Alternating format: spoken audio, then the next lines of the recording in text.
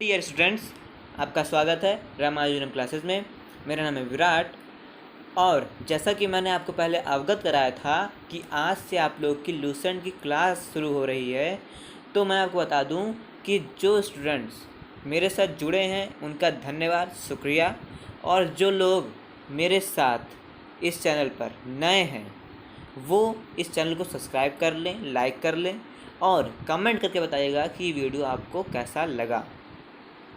तो स्टूडेंट्स, मैं आपको ये बता दूं कि हमारे लूसेंट में सबसे पहला जो टॉपिक है वो टॉपिक है हमारा इतिहास के बारे में। ठीक है, तो इतिहास के अंतर्गत हम लोग जो है भारत का इतिहास पढ़ेंगे। तो चलिए शुरू करता हूँ। हाँ, और स्टूडेंट्स मैं आपको बता दूं कि इसके साथ साथ आप नोट्स बनाते रहिएगा, क्योंकि नोट्स आपको बहुत ही एग्ज़ाम में मदद करती है, मददगार होती है। इससे आपको एक तो यहाँ आप पढ़ेंगे वो आपको दिमाग में बैठेगा, बाकी आप जब नोट्स को पढ़ेंगे तो आपके दिमाग में याद हो जाएगा, आप इसे याद कर लेंगे। ठीक है, तो आप नोट्स बनाते चलिएगा क्योंकि नोट्स बहुत ही हेल्पफुल है आपके लिए। तो चलिए भारत के इतिहास पढ़ते हैं कि भारत के इतिहास में क्या कह रहा है कि उत्तर में हिमालय से लेकर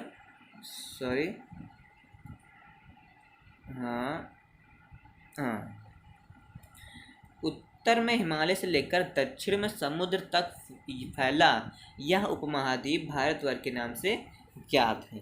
यानी उत्तर में, ठीक है, यानी उत्तर में हिमालय जो पर्वत है वहाँ से लेकर और दक्षिण में समुद्र जो हमारा श्रीलंका के पास हिंद महासागर तक फैला यह उपमहाद्वीप भारतवर्ष के नाम से ज्ञात है, ये कह रहा है। फिर क्या कह रहा है कि जिसे महाकाव्य तथा पुराणों में भारतवर्ष अर्थात भरतों का देश, ठीक है, जो हमारे महाकाव्य जैसे महाभारत है, रामायण है और पुराण है, इसमें भारतवर्ष अर्थात भरतों का देश और यहाँ के निवासियों को भारतीय अर्थात भरत की संतान कहा गया है। ठीक है, ये कह रहा है इसके अंदर। अब जो यहाँ पर महाकाव्य, ठीक है, जो महाकाव्य और पुराण का नाम आया है ये हम आगे पढ़ेंगे। ठीक है, कि महाकाव्य पुराण क्या होते हैं। तो पुराण जो है वो हमारे 18 हैं, लेकिन 5 जो है वो मुख्य हैं। इसमें आपका पहला आता है मत्स्य पुराण, वायु पुराण, विष्णु पुराण, भगवत पुराण और ब्राह्मण पुराण। इसके बारे में हम अभी आगे पढ़ेंगे। तो ये हो गया। अब क्या कह रहा है कि भारत एक प्राचीन कबीले का नाम था। ठीक, प्राचीन भारतीय अपने देश को जम्बू द्वीप अर्थात जम्बू जो है जामुन, जम्बू का जो अर्थ होता है वो जामुन है, यानी वृक्षों का द्वीप कहते थे। यानी जो प्राचीन भारत में रहने वाले जो लोग थे वो इस देश को जम्बू द्वीप के नाम से कहते थे। और जम्बू द्वीप का जो मतलब होता है वो होता है जामुन के वृक्षों का द्वीप। ठीक है, ये हो गया। अब क्या कह रहा है कि प्राचीन ईरानी इसे सिंधु नदी के नाम से जोड़ते थे। जो प्राचीन ईरान के लोग थे, जो प्राचीनी ईरानी थे, वो इस देश को सिंधु नदी के नाम से जोड़ते थे। जो सिंधु नदी है हमारी, वो हम ज्योग्राफी क्लास में आपको पहले बताए हैं, आगे भी वीडियो में आपको बताऊंगा। ठीक है, सिंधु नदी जो है वो हिमालय से निकल करके जम्मू कश्मीर से होते हुए पाकिस्तान के नीचे अरब सागर में वहाँ पे गिरती है। तो ये है सिंधु नदी के बारे में कि सिंधु नदी में बहुत प्राचीन नदी है। तो ये कह रहा है। फिर क्या कह रहा है कि जिसे वह सिंधु ना कहकर हिंदू कहते थे। ठीक है, यानी जो प्राचीन ईरान के लोग थे, जो प्राचीन ईरानी थे, वो सिंधु नदी के नाम से जोड़ते थे, फिर वे इसे सिंधु ना कहकर हिंदू नदी कहते थे। ठीक है, यानी प्राचीन ईरान के लोग जो थे वो सिंधु नदी को हिंदू नदी भी कहते थे, ये कह रहा है। फिर है कि यही नाम फिर पूरे पश्चिम में फैल गया। कौन सा नाम? हिंदू नदी के नाम से। यानी हिंदू जो नाम था वो पूरे भारतवर्ष में फैल गया और पूरे देश को इसी नदी के नाम से जाने जाने लगा। ठीक है, जाना जाने लगा। फिर कह रहा है कि यूनानी इसे इंदे और अरब इसे हिंद कहते थे। ठीक है, यानी जो यूनान के लोग थे, ठीक है, वो इसे इंदे और अरब जो थे वो इसे हिंद कहते थे। ठीक है, अब ये सब जो है हमारे, ठीक है, पॉइंट्स, ये आप इसको अच्छे से समझ लीजिए, याद कर लीजिए, क्योंकि ये कभी कभी पूछा जाता है कि भारत के इस शब्द को सबसे पहले किसने कहा। ठीक है, तो आप इसको समझ लीजिएगा। फिर कह रहा है कि मध्यकाल ठीक है, में इस देश को हिंदुस्तान कहा जाने लगा। ठीक है, जो मध्यकालीन हमारा भारत का इतिहास है, अभी हम आगे पढ़ेंगे, तो उस मध्यकाल में इस देश को हिंदुस्तान, ठीक है, हिंदुस्तान कहा जाने लगा, हिंदुस्तान कहा जाने लगा। फिर क्या कह रहा है कि यह शब्द भी फारसी शब्द हिंदू से बना है, यानी जो हमारा हिंदुस्तान का जो शब्द है, हिंदुस्तान जो शब्द है हमारा, वो एक फारसी शब्द है जो हिंदू से बना है। फिर है कि यूनानी भाषा के हिंदी के आधार पर अंग्रेज इसे इंडिया कहने लगे। ठीक है, जो यूनानी, ठीक है, यूनानी इसे हिंदी कहते थे, ठीक है, वो इसके आधार पर जो अंग्रेज थे हमारे, वो इसे इंडिया कहने लगे, ये कह रहा है इसके अंदर। फिर है कि जो हमारा पारा बदले विंद की पर्वत श्रृंखला देश को उत्तर दक्षिण दो भागों में बांटती है।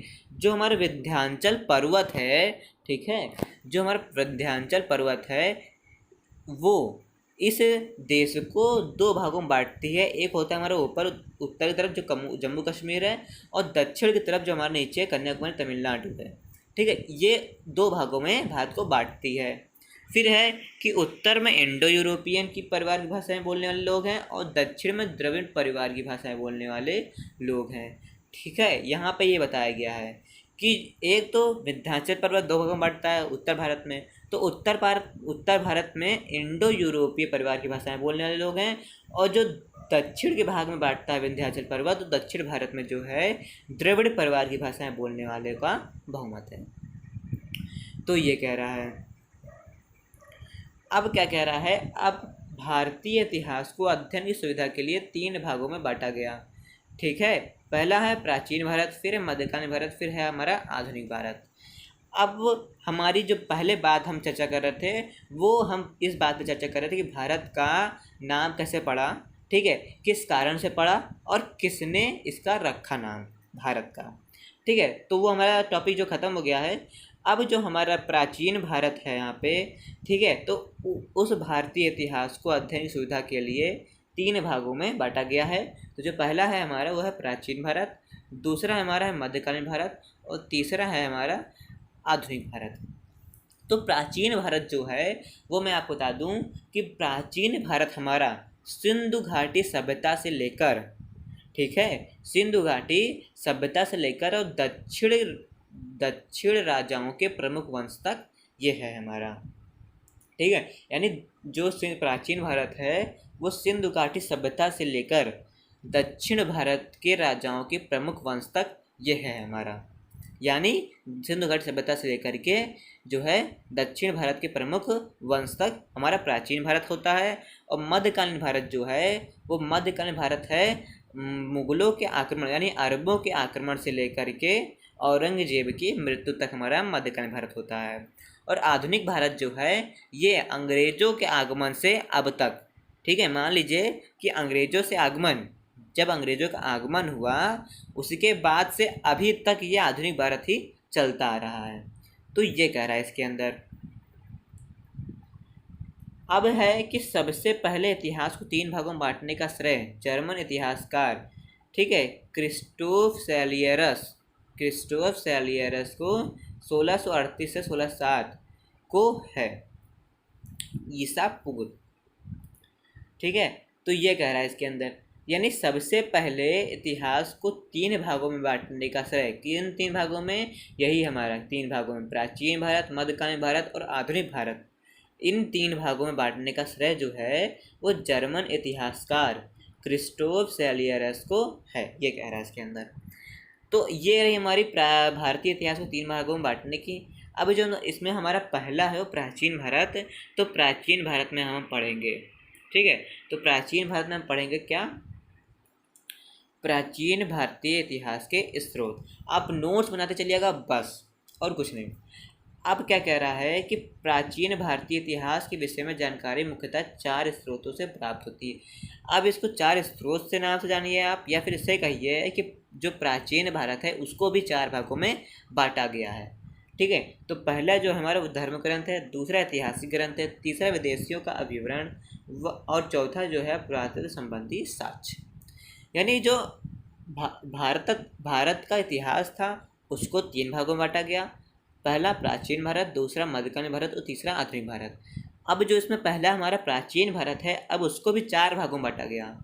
ठीक है, 4 भागों में बांटा गया। तो उसमें पहला है हमारा धर्म ग्रंथ, दूसरा ऐतिहासिक ग्रंथ, तीसरा विदेशियों का विवरण और चौथा जो है पुरातत्व संबंधी साक्ष्य। तो ये कह रहा है। तो अब हम इसमें क्या पढ़ेंगे, धर्म ग्रंथ के बारे में और ऐतिहासिक ग्रंथ के बारे में हम नीचे पढ़ेंगे। ठीक है, यानी धर्म ग्रंथ एवं ऐतिहासिक ग्रंथ से मिलने वाली महत्वपूर्ण जानकारी।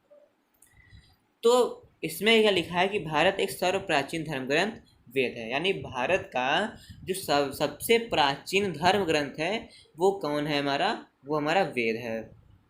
ठीक है, जिसके संकलनकर्ता महर्षि कृष्ण देव प्यायन वेद व्यास को माना जाता है। अब ये जो हमारा टॉप यहाँ पे तो पॉइंट आया, ये बहुत ही इंपॉर्टेंट है हमारा। ठीक है, ये कभी कभी पूछा जाता है कि जो हमारे वेद हैं, ठीक है, जो हमारे वेद हैं इसके संकलनकर्ता कौन है, तो उसके संकलनकर्ता हमारे महर्षि कृष्ण देव प्यायन वेद व्यास को माना जाता है। ये आप इसको नोट कर लीजिए, बहुत ही इंपॉर्टेंट है। ठीक है, तो ये हो गया। अब क्या कह रहा है कि वेद वसुंधैव कुटुंबकम का उपदेश भी यही वेद से आता है। ठीक है, ये हो गया।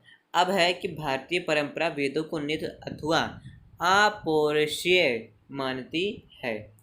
अब जो यहाँ पे दिया है, ठीक है, यानी वेद 4 होते हैं। कौन कौन से, ऋग्वेद, यजुर्वेद, सामवेद और अथर्ववेद।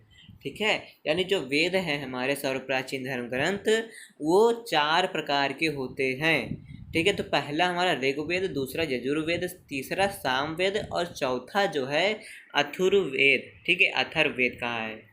अब क्या कह रहा है कि इन चार वेदों को संहिता कहा जाता है। ठीक है, संहिता, यानी इन 4 वेदों को एक साथ में संहिता कहा जाता है।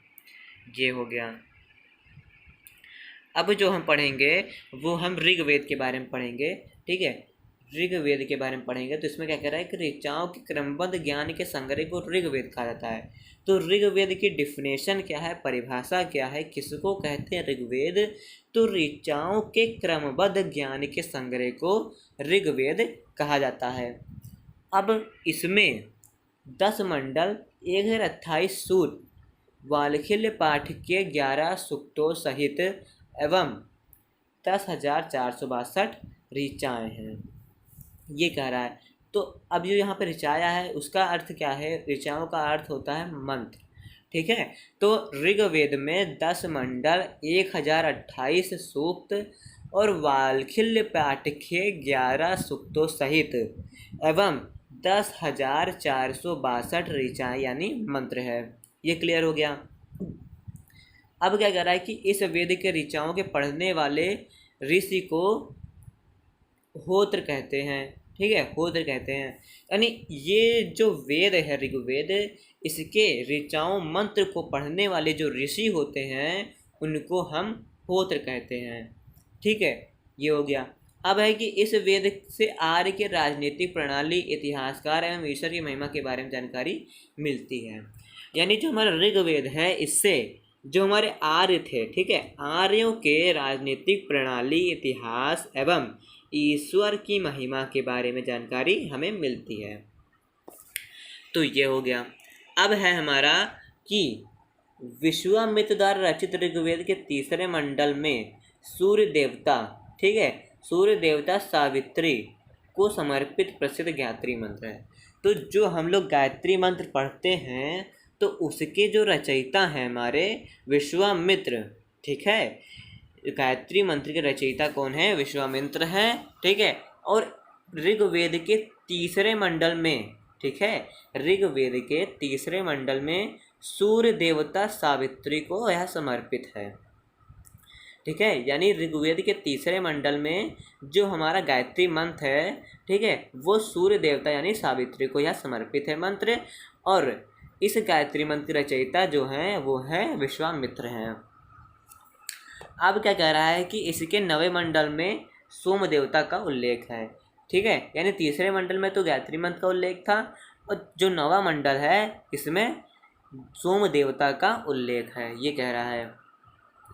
अब क्या कह रहा है कि इसके 8वें मंडल के हस्तलिखित ऋचाओं को खिलका जाता है। यानी जो 8वां मंडल है ऋग्वेद का उसमें हस्तलिखित ऋचाएँ हैं, ठीक है, जिसको खिल कहा जाता है। अब क्या कह रहा है कि चतुष्ट वर्ण समाज की कल्पना का जो स्रोत है वह ऋग्वेद के 10वें मंडल में पुरुष सूक्त है। यानी जो 10वां मंडल है ऋग्वेद का, उसके अंदर चतुष्ट वर्ण समाज, ठीक है, चतुष्ट वर्ण समाज क्या, ठीक है, तो चतुष्ट वर्ण समाज क्या है कि ब्राह्मण, क्षत्रिय, वैश्य और शूद्र, यानी ये चतुष्ट वर्ण समाज हैं जो ऋग्वेद के 10वें मंडल में हैं। तो जो ब्राह्मण, क्षत्रिय, वैश्य हैं, जो ब्राह्मण है हमारे वो पुरुष ब्रह्मा के क्रमशः मुख से उत्पन्न हुए हैं, ठीक है, और जो हमारे क्षत्रिय हैं वो ब्रह्मा के भुजाओं से उत्पन्न हुए हैं, और जो वैश्य हैं वो ब्रह्मा के जंघाओं से उत्पन्न हुए हैं, और जो हमारा शूद्र हैं, ठीक है, जो शूद्र हैं हमारे वो ब्रह्मा के चरणों से उत्पन्न हुए हैं। ये कह रहा है इसके अंदर, ठीक। तो आगे का जो हमारा है वो है, हाँ, तो जो आगे का है हमारा वो इसमें क्या कह रहा है, ऋग्वेद के कई परिच्छेदों में प्रयुक्त अर्धन्य शब्द का संबंध गाय से है। अब यहाँ ये कह रहा है कि ऋग्वेद में एक शब्द आया है जो अर्धन्य शब्द है, ठीक है, अर्धन्य शब्द आया है ऋग्वेद में, तो जो उस शब्द का संबंध है वो गाय से है, और अर्धन्य शब्द का जो अर्थ होता है वो है ना मारने योग्य। यानी इसका मतलब क्या है कि गाय जो है वो मारने योग्य नहीं है, ये इसमें बता रहा है। अब कुछ यहाँ पे दिया है ईसा पूर्व एवं ईस्वी। कुछ स्टूडेंट में यह होता है कि ईसा पूर्व कैसे कहते हैं और ईस्वी कैसे कहते हैं, तो इसमें पढ़ने के बाद आपको यह कंफर्म हो जाएगा कि ईसा पूर्व किसको कहते हैं और ईस्वी किसको कहते हैं। तो वर्तमान में प्रचलित ग्रेगोरियन कैलेंडर, ठीक है, ईसाई कैलेंडर, ठीक है, या फिर जूलियन कैलेंडर ईसाई धर्मगुरु ईसा मसीह के जन्म वर्ष पर आधारित है। यानी जो हमारे समय का वर्तमान जो कैलेंडर है वो ईसाई कैलेंडर, जो ईसाई के धर्मगुरु ईसा मसीह थे, जीसस क्राइस्ट थे, उनके जन्म वर्ष पर आधारित है वर्तमान का कैलेंडर, ठीक है, यह है। और ईसा मसीह के जन्म के पहले के समय को ईसा पूर्व यानी before Christ the birth of Jesus Christ कहा जाता था। यानी ईसा मसीह के जन्म के पहले ईसा पूर्व था, ठीक है, ये कह रहा है, और ईसा वर्ष के जन्म के बाद ईस्वी हो गया। अब ईसा पूर्व में क्या है ये देखिए कि ईसा पूर्व में वर्षों की गिनती उल्टी दिशा में होती थी। आप जैसे एक उदाहरण लीजिए कि जैसे लिखा जाता है कि महात्मा बुद्ध का जन्म 563 ईसा, ठीक है, 563 ईसा पूर्व में हुआ और मृत्यु जो है 483 ईस्वी में हुई। यानी ये देखिए कि यहाँ जन्म जो है 563 ईस्वी में हुआ पूर्व में, और इसकी मृत्यु जो हो गई वो हो गई 483 ईसा पूर्व में हो गई। यानी जन्म से पहले इनकी मृत्यु हो गई, लेकिन ऐसा नहीं है, क्योंकि जो उस समय का कैलेंडर था वो जीसस क्राइस्ट के पहले का था, ठीक है, तो वहाँ पे ईसा पूर्व लगता था, तो उसमें गिनती जो है उल्टी चलती थी, ये कह रहा है इसके अंदर। यानी ईसा मसीह के जन्म के 563 वर्ष पूर्व महात्मा बुद्ध का जन्म, 483 वर्ष पूर्व मृत्यु हुई। यानी ईसा मसीह के जन्म के पहले 563 वर्ष पूर्व महात्मा बुद्ध का जन्म हुआ और 483 वर्ष पूर्व इनकी मृत्यु हो गई, ये कह रहा है। अब क्या कह रहा है कि ईसा मसीह की जन्म तिथि से आरंभ हुए सन ईसवी सन कहलाता है। यानी जब ईसा मसीह का जन्म हुआ उसके बाद से ईसवी सन कहलाता है, ठीक है, ये कह रहा है। अब जो है हमारा यहाँ पर ये कह रहा है कि वानवतार के 3 पगों के आख्यान का प्राचीनतम स्रोत जो है ऋग्वेद है। अब क्या कह रहा है कि ऋग्वेद में इंद्र के लिए 250, ठीक है, और अग्नि के लिए 200, ठीक है, ऋचाओं की रचना की गई है। ये भी इम्पोर्टेंट है, ठीक है। तो ऋग्वेद में इंद्र के लिए 250 तथा अग्नि के लिए 200 ऋचाओं की रचना की गई है, ये कह रहा है इसके अंदर। अब है कि नोट में देखिए, नोट का शब्द यहाँ पर भी आया है, इसलिए मैं आपको बार बार कहता हूँ कि आप इसको नोट करते रहिएगा जो मैं आपको पढ़ा रहा हूँ, ठीक है। आई होप आपको ये समझ में भी आ रहा होगा। तो वही मैं कह रहा हूँ कि आप इससे कमेंट करके बताइएगा कि आपको ये वीडियो कैसा लगा, समझ में आया या फिर नहीं आया, कमेंट में बताइएगा। फिर क्या कह रहा है कि प्राचीन इतिहासकार के साधन के रूप में वैदिक साहित्य में ऋग्वेद के बाद शतपथ ब्राह्मण का स्थान है। यानी ऋग्वेद के बाद में वैदिक साहित्य में, ठीक है, वैदिक साहित्य की बात कर रहा है, यानी वैदिक साहित्य में ऋग्वेद के बाद शतपथ ब्राह्मण का स्थान है। तो ये बात रही है हमारी ऋग्वेद के बारे में। अब जो हमारा आता है वो है हमारा यजुर्वेद के बारे में, ठीक है। तो यजुर्वेद में क्या है कि साय स्वर पाठ के लिए मंत्रों तथा बलि के समय अनुपालन के लिए नियमों का संकलन यजुर्वेद कहलाता है। यानी जब हम बलि देते हैं किसी चीज़ की, कोई चीज़ की बलि देते हैं, किसी जानवर की या फिर कोई मनुष्य की, तो उसके समय जो मंत्र बोला जाता है, ठीक है, जो मंत्र बोले जाते हैं अनुपालन के लिए, तो उन मंत्रों का संकलन जो है यजुर्वेद कहलाता है, ये कह रहा है इसके अंदर। और इसके पाठकर्ता को अधुवर्यु कहते हैं। यानी जो बलि देते समय इन मंत्रों को पढ़ता है, ठीक है, उसको अधुवर्यु कहते हैं, ये कह रहा है इसके अंदर। और फिर क्या कह रहा है कि यजुर्वेद में यज्ञों के नियमों एवं विधि विधानों का संकलन मिलता है, ठीक है।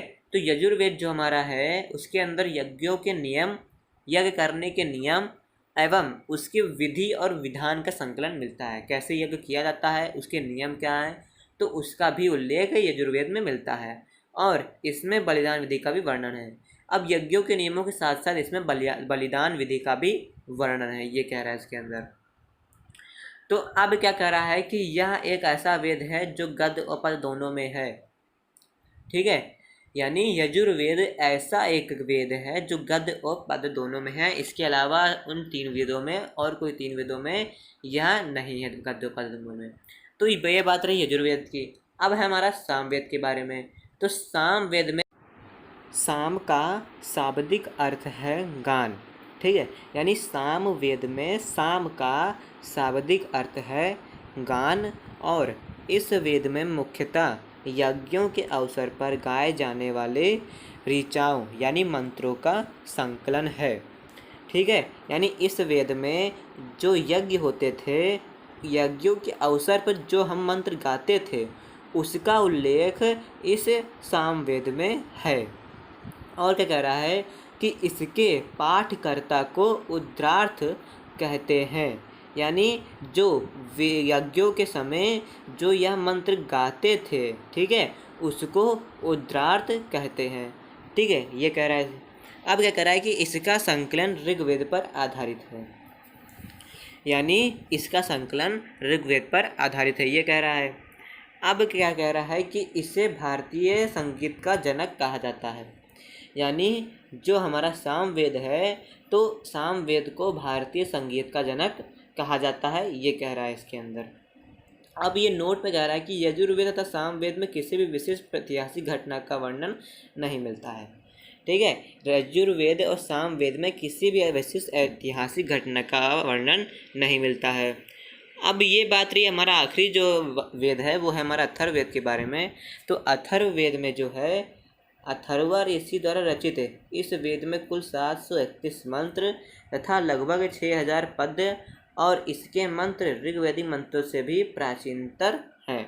यानी ऋग्वेद यानी अथर्ववेद, ठीक है, अथर्ववेद जो है अथर्वा ऋषि, अथर्ववेद का जो नाम पड़ा है अथर्ववेद, वो अथर्वा ऋषि के ऊपर पड़ा है, ठीक है। और इस वेद में 731 मंत्र यानी ऋचाएँ तथा लगभग 6000 पद्य हैं। इसके कुछ मंत्र ऋग्वेदिक मंत्रों से भी प्राचीनतर हैं, ये कह रहा है इसके अंदर। और अथर्ववेद कन्याओं के जन्म की निंदा करता है, ये कह रहा है इसके अंदर। और ऐतिहासिक दृष्टि से अथर्ववेद का महत्व इस बात में है कि इसमें सामान्य मनुष्य के विचारों तथा अंधविश्वासों का विवरण मिलता है, ठीक है। यानी इतिहास की दृष्टि से अथर्ववेद का महत्व इसमें है कि मनुष्य के विचारों तथा अंधविश्वासों का वर्णन इसमें मिलता है। तो क्या अंधविश्वास थे, ठीक है। तो इसमें पढ़ते हैं कि अंधविश्वास में जीवन के सभी पक्षों, गृह निर्माण, कृषि की उन्नति, व्यापारिक, ठीक है, मार्गों का गठन, खोज, रोग निवारण, समन्वय, विवाह तथा प्रणव गीतों, राजभक्ति, राजा का चुनाव, बहुत से वनस्पतियों एवं औषधियों, शाप, वशीकरण, प्रायश्चित, मातृभूमि, महात्माएं आदि का विवरण दिया जाता है। कुछ मंत्रों में ज़्यादा तोड़ों का भी वर्णन है। तो आप इस अथर्ववेद को सिर्फ इतना जानिए कि इस वेद में शाप, वशीकरण, प्रायश्चित, जादू टोने, काला जादू, इसका इस अथर्ववेद में वर्णन मिलता है, ठीक है। अथर्ववेद में इसका वर्णन मिलता है। ये हो गया। अब यहाँ पर आपका चारों वेदों तो हो गया, यानी अथर्ववेद जो है अथर्वा ऋषि के ऊपर इसका नाम पड़ा है।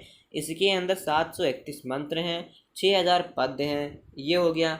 और अथर्ववेद में शाप, वशीकरण, प्रायश्चित, जादू टोना, काला जादू का इसके अंदर उल्लेख मिलता है, ये कह रहा है इसके अंदर। और अब जो कह रहा है आपका, वो क्या कह रहा है कि अथर्ववेद में परीक्षित को कुरुओं का राजा कहा गया है तथा कुरु देश की समृद्धि का अच्छा चित्रण मिलता है। यानी अथर्ववेद में जो परीक्षित थे वो कुरुओं का राजा कहा गया है और कुरु देश की समृद्धि का अच्छा चित्रण है, ये कह रहा है इसके अंदर। और इसमें सभा एवं समिति 2 प्रजापति की पुत्रियां कहा गया है। यानी जो प्रजापति थे उनकी 2 पुत्रियां सभा एवं समिति हैं, ये कह रहा है इसके अंदर। और नोट में, ठीक है, नोट में क्या कह रहा है कि इसमें सबसे प्राचीन वेद ऋग्वेद है और इसके बाद का वेद जो है अथर्ववेद है। यानी ऋग्वेद सबसे प्राचीन है और उसके बाद जो प्राचीन है वो अथर्ववेद है। और अब यहाँ कह रहा है कि वेदों को भली भांति समझने के लिए 6 वेदांगों की रचना की है। यानी वेदों को और अच्छे से समझने पढ़ने के लिए 6 वेदांगों की रचना की गई है, जिसमें से पहला है शिक्षा, ज्योतिष, कल्प, ठीक है, और चौथा व्याकरण, 5वां निरुक्त और 6ठा छंद।